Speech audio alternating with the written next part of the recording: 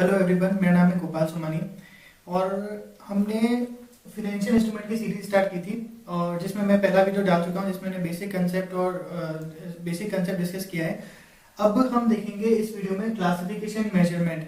और जो classification measurement तो डिफरेंट चीजें हैं, बट मेजरमेंट जो होता है मेनली डिपेंड करता है कि हम उसको क्लासिफाई कैसे करते हैं, इसलिए मैंने यहाँ पे लिख रखा है ताकि आपको क्लैरिटी हो जाएगी थोड़ी। और तो मेजरमेंट हम इनिशियल रिकॉग्निशन, सब्सिक्वेंट रिकॉग्निशन और मेजरमेंट कैसे करना है वो हम आगे आने वाले वीडियो में डिस्कस करेंगे।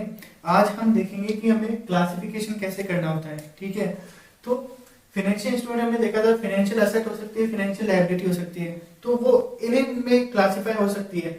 ये जो क्लासिफिकेशन है आगे जाके मेजरमेंट के काम में आता है। ठीक है, तो फिर जैसे रिकॉग्नाइज मतलब मेजर हो सकती है अमोर्टाइज कॉस्ट के बेसिस पे। एफवीटीपीएल क्या होता है?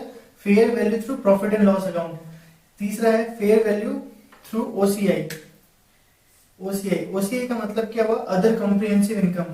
तो मैं एक बार बता देता हूँ अदर कॉम्प्रिहेंसिव इनकम होता क्या है कि जैसे हम जैसे पीएनएल बनाते थे पहले, तो दो पार्ट होते थे, पीएनएल एप्रोप्रिएशन, है ना।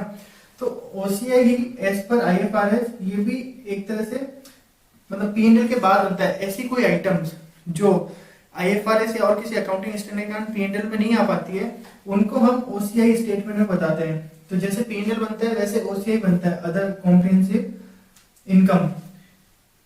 तो ओसीआई में जो भी ऐसी आइटम जो पीएनएल में नहीं दिखा सकते क्योंकि आईएफआरएस अलाउ नहीं करता है या जो भी अकाउंटिंग स्टैंडर्ड अलाउ नहीं करता है, तो उसको हम ओसीआई में दिखाते हैं। तो यहाँ पे जो भी एडजस्टमेंट होगा उसके फेयर वैल्यू में वो ओसीआई के थ्रू होगा, इसमें पीएनएल के थ्रू होगा। ठीक है, तो वो होता है ओसीआई। तो असेट को हम तीन में क्लासिफाई कर सकते हैं, अमोर्टाइज कॉस्ट, एफवीटीपीएल और एफवीटीओसीआई।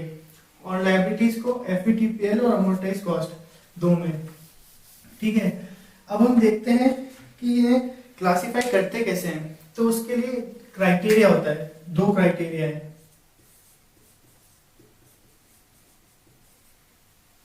ठीक है, उसमें पहला होता है बीएम टेस्ट। बीएम टेस्ट का मतलब क्या हुआ? Business model. मैं इसको बहुत ही सिंपल रखूंगा। बिजनेस मॉडल का मतलब क्या होता है कि how entity manage there financial instrument, financial assets, how entity manage there financial instrument या फाइनेंशियल एसेट, कि वो अपने फाइनेंशियल इंस्ट्रूमेंट को, फाइनेंशियल एसेट को कैसे मैनेज करती है। अब कैसे मैनेज करती है, या तो अब ये जो बिजनेस मॉडल हो सकता है ये तीन तरीके का हो सकता है। ठीक है, पहला है held for contractual cash flow.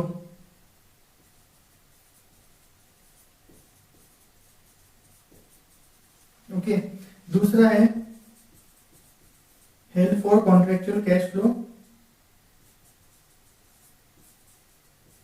Flow, and trading and selling. और तीसरा है अदर।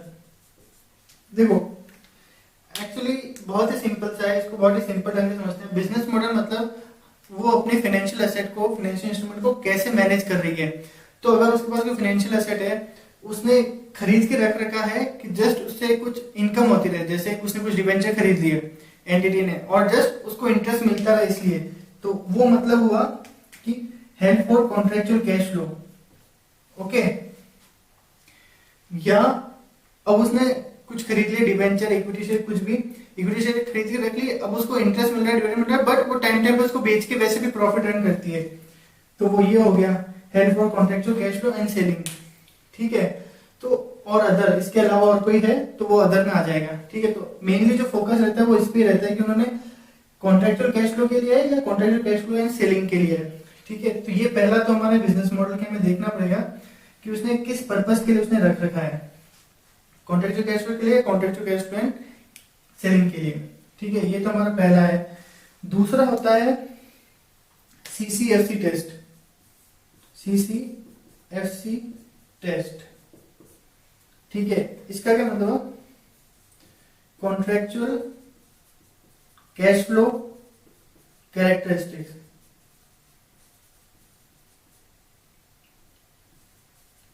Characteristic test. इसको एक बहुत ही सिंपल ढंग से मैं बताता हूँ। मतलब ये टेस्ट क्या कहता है कि आपको कोई भी इनकम जो मिल रही है, ठीक है ना, फाइनेंशियल एसेट से आपको कोई भी इनकम मिल रही है, कोई भी कैश फ्लो हो रहा है, वो दो चीजों का ही होना चाहिए, प्रिंसिपल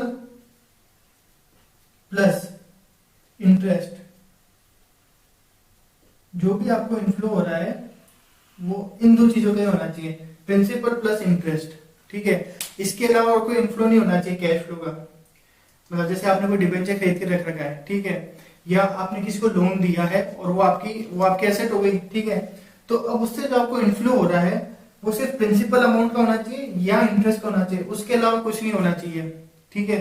तो ये हमारा टेस्ट कहता है कि प्रिंसिपल प्लस इंटरेस्ट का आपको इनफ्लो होना चाहिए। अब इंटरेस्ट मतलब क्या हुआ, अब जैसे इंटरेस्ट हम क्यों चार्ज करते हैं, ठीक है, क्योंकि हमारा क्रेडिट रिस्क होता है, हमने उधार दिया है तो वो रिस्क होता है, तो उसका एलिमेंट उसमें इंक्लूडेड होता है। अब हम लोन देते हैं तो एक दो दिन के लिए देते नहीं, एक साल के लिए भी हो सकता है, उससे ज्यादा के लिए होता है, तो time value of money,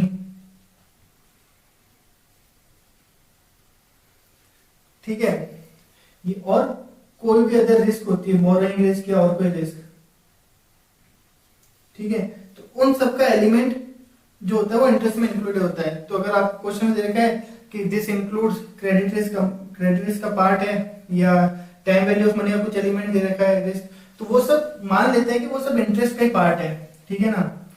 but इसके अलावा और कुछ एडिशनल उसे कैश फ्लो हो रहा है तो फिर वो ये टेस्ट क्वालिफाई नहीं करेगा, क्योंकि ये टेस्ट क्या कहता है, सिर्फ प्रिंसिपल और इंटरेस्ट यही इनफ्लो होना चाहिए, ठीक है। तो ये दो टेस्ट है, बीएम टेस्ट है और सीसीएफसी टेस्ट है, ओके।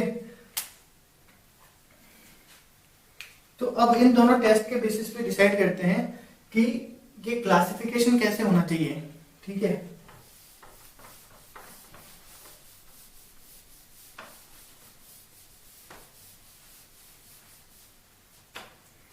तो अब जो हमारे फाइनेंशियल एसेट है, फाइनेंशियल एसेट, ओके, वो उसमें सबसे पहले वो डेट हो सकता है, वो इक्विटी हो सकता है, या वो कोई डेरिवेटिव हो सकता है, ठीक है। तो सबसे पहले हम एग्जांपल लेते हैं। डेट के केस में हम किस तरह से पता करेंगे कि वो किस में क्लासिफाई होना चाहिए, ठीक है। तो सबसे पहले हम अप्लाई करते हैं सीसीएफसी टेस्ट, सीसीएफसी टेस्ट, ओके, कि जो उससे इनफ्लो हो रहा है वो सिर्फ कैश और इंटरेस्ट का हो रहा है या नहीं हो रहा है, सिर्फ प्रिंसिपल और इंटरेस्ट का हो रहा है नहीं हो रहा है।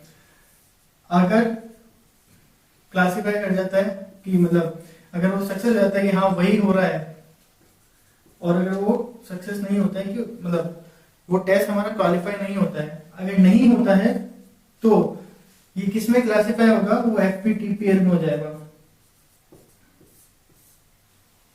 ठीक है। और अगर ये सीसीएफसी टेस्ट मतलब contractual cash flow characteristics test pass हो जाता है तो फिर हम देखेंगे बिजनेस मॉडल।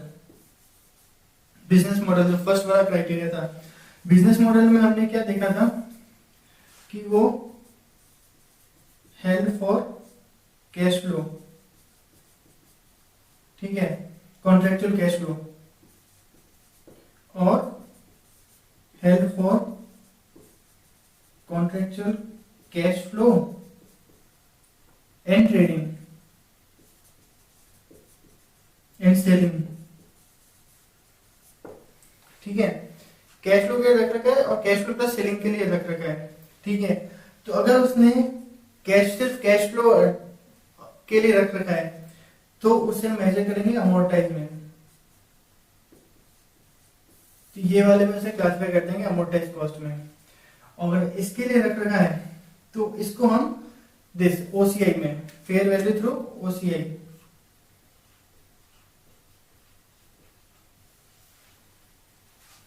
ठीक है, ओके। और अगर ये बीएम टेस्ट में पास नहीं होता है तो फिर इसे एफवीटीपीएल में डाल देंगे, एफवीटीपीएल। तो देखो यहां पे एक और इंपॉर्टेंट चीज है, ठीक है, या तो इन दोनों में ही नहीं आता है, ओके, या उसके पास ऑप्शन होता है ये सेलेक्ट करने का, या तो इस कंडीशन को सेटिस्फाई नहीं कर रहा है इसलिए उसे एफपीटीएल में डाल देंगे, ओके, या वो ऑप्शनली एफपीटीएल में क्लासिफाई हो जाता है, इनके पास ऑप्शन रहता है कि वो डायरेक्टली एफपीटीपीएल में कर सकते हैं, ठीक है। तो इस तरह से हमें क्लासिफिकेशन करना है। तो सबसे पहले देखो सीसीएफसी टेस्ट पास हो रहा है नहीं हो रहा है, अगर नहीं हो रहा है तो डायरेक्टली एफपीटीपीएल, ठीक है, अगर पास हो रहा है तो फिर बीएम टेस्ट अप्लाई करो कि हेल्ड फॉर कैश, मतलब कॉन्ट्रेक्चुअल कैश फ्लो के लिए हेल्ड कर रखा है, अगर हाँ तो फिर अमोर्टाइज, अगर सेलिंग के लिए भी है तो फिर उसको एफवीटी ओसीआई, और अगर दोनों में ही नहीं हो रहा है तो फिर थर्ड में इसमें, अदरवाइज उनके पास ऑप्शन भी रहता है, वो ऑप्शनली इसे चूज कर सकते हैं, ठीक है। तो इस तरह से हमें डेट के केस में हमें, अब हम देखेंगे कि इक्विटी के केस में हम कैसे क्लासिफाई करते हैं, ओके। इक्विटी, तो इक्विटी के केस में सीसीएफसी जो कैश फ्लो वाला टेस्ट है वो एप्लीकेबल नहीं होता है। तो यहाँ पे हम डायरेक्टली देखते हैं कि जो इक्विटी शेयर है वो किस लिए हेल्ड फॉर ट्रेडिंग है या नहीं है, मतलब हेल्ड फॉर ट्रेडिंग मतलब उन्होंने ट्रेड करने के लिए, मतलब फ्रीक्वेंटली शेयर परचेस करने के हिसाब से उन्होंने परचेस कर रखे हैं या नहीं कर रखे हैं। अगर उन्होंने फ्रीक्वेंटली ट्रेडिंग करने के लिए उन्होंने रख रखे हैं तो वो डायरेक्टली एफवीटीपीएल मतलब प्रॉफिट एंड लॉस के थ्रू हम उसे उसमें क्लासिफाई करेंगे, ठीक है, एफवीटीपीएल में। अगर उन्होंने नहीं कर रखा है तो उनके पास ऑप्शन होता है कि वो उसे एफवीटीओसीआई के थ्रू क्लासिफाई कर सकते हैं, ठीक है, उसमें क्लासिफाई करके फिर उसके अकॉर्डिंग मेजर कर सकते हैं। तो अगर हेल्ड फॉर ट्रेडिंग है तो वो एफवीटीपीएल के अकॉर्डिंग ही करें, अगर नहीं है तो ऑप्शनली वो इसमें कर सकते हैं। तो अगर उनके पास ऑप्शन है, अगर वो ऑप्शन उन्होंने एक्सरसाइज कर लिया तो फिर वो एफवीटीओसीआई के अकॉर्डिंग ही होगा, अगर उन्होंने ऑप्शन नहीं एक्सरसाइज किया है तो फिर उन्होंने एफवीटीपीएल, ठीक है। तो उनका अगर हेल्ड फॉर ट्रेडिंग नहीं है तो उनका ऑप्शन है कि वो ये वाला मेथड अप्लाई कर सकते हैं, अगर ये वाला मेथड अप्लाई करते हैं तो ठीक, अगर ये वाला मेथड अप्लाई नहीं करते हैं तो उनको एफवीटीपीएल से उन्हें उसमें क्लासिफाई करके उस अकॉर्डिंग मेजर करना है, ठीक है। तो ये हो गया इक्विटी का। अब हम देखते हैं डेरिवेटिव। तो डेरिवेटिव के केस में डायरेक्टली हमें बोल रखा है कि डेरिवेटिव तो हमेशा it will always be on FVTPL, ठीक है, ये हमेशा ही एफवीटीपीएल पे ही उसमें क्लासिफाई होगा और वैसे ही मेजर होगा। तो हम देख चुके हैं डेट का कैसे करना है, इक्विटी का कैसे करना है, डेरिवेटिव का कैसे करना है, तो हमारा फाइनेंशियल एसेट वाला हो गया। अब हम देखते हैं फाइनेंशियल लायबिलिटी। तो फाइनेंशियल लायबिलिटी में सिंपल ही है। तो फाइनेंशियल लायबिलिटी अमोर्टाइज्ड कॉस्ट को भी हम क्लासिफाई कर सकते हैं, एफवीटीपीएल में भी क्लासिफाई कर सकते हैं। तो बेस्ड ऑन द क्वेश्चन जो भी एंटिटी अगर चूज करती है उस अकॉर्डिंग इसको क्लासिफाई कर सकते हैं, ठीक है। तो मेन जो होता है वो हमें असेट के केस में देखना होता है कि हमें किस तरह से उसे किस में हमें क्लासिफाई करना है और किस तरह से हमें मेजर करना है। तो मैं एक बार आपको समरी वापस बता देता हूँ कि सबसे पहले हमने देखा था हमारे पास दो क्राइटेरिया थे, ठीक है, एक तो बिजनेस मॉडल था और एक था सीसीएफसी। बिजनेस मॉडल में क्या था, हमें देखना होता है कि उसने हेल्ड फॉर कैश फ्लो रख रखा है क्या, held for cash flow, contractual cash flow CCF, या उसने held for cash flow plus selling के लिए रख रखा है क्या। तो उस अकॉर्डिंग देख के हमें डेट को क्लासिफाई करना होता था कि इसमें इन तीनों में से किस में आएगा, ठीक है। सीसीएफसी में क्या था, हमें देखना होता था कि जो भी कैश फ्लो हो रहा है प्रिंसिपल और इंटरेस्ट उन दोनों का ही होना चाहिए था, उसके प्रिंसिपल और इंटरेस्ट, ठीक है, उसके अलावा और किसी तरह का कैश फ्लो नहीं होना चाहिए। तो इन दोनों के बेसिस पर हम डिसाइड करते हैं डेट किस में क्लासिफाई होगा। इक्विटी के लिए हम देखते थे कि वो हेल्ड फॉर ट्रेडिंग है तो किस तरह से क्लासिफाई होगा, नहीं है तो किस तरह से होगा, और डेरिवेटिव हमेशा ही था एफवीटीपीएल, ठीक है। तो इस तरह से हमें डिसाइड करना है। मैंने एक्चुअली इसको ट्राई किया है कि बहुत ही ज्यादा सिंपल बना के, मतलब विदाउट कंफ्यूजन आपको एक बार प्रॉपर समझ में आ जाए किस तरह से क्लासिफिकेशन हो रहा है, ठीक है। तो आपको अगर कोई भी डाउट है तो प्लीज आप मुझसे पूछ लो, कमेंट में आप मुझे कमेंट कर सकते हो मेरे वीडियो पे, मैं उसका रिप्लाई करूंगा। और मैं ट्राई करूंगा कि जो आगे वाले रिकॉग्निशन, मेजरमेंट कैसे करना है, सबसेक्वेंट मेजरमेंट, रिक्लासिफिकेशन, ये सब मैं जल्दी से जल्दी डालने की कोशिश करूंगा ताकि मे 2017 एग्जाम वालों के लिए भी ये कवर हो जाए, ठीक है। अगर आपको मेरे वीडियोस पसंद आ रहे हैं तो प्लीज लाइक एंड सब्सक्राइब करें। Thank you.